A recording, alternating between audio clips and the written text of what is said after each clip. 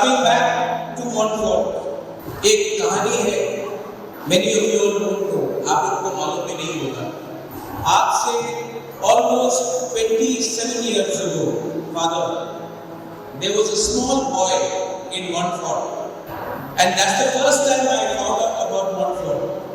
He was a colloy, छोटा सा जवान लड़का था, maybe 14 years old. Montfort had thrown him out. So he came to Shillong. I was also very young, maybe Jawan, maybe not Jawani. I sponsored his education in St. Anthony's College, and today that boy from Montfort is professor in the Tripura Central University, Sunil Palwai. The first time जिंदगी में पहली बार मैंने कोई पिपरासा को अपने pocket से पैसा दिया था, वो लड़का को दिया था जिसको शिलोंग में पढ़ने के लिए पैसा नहीं था।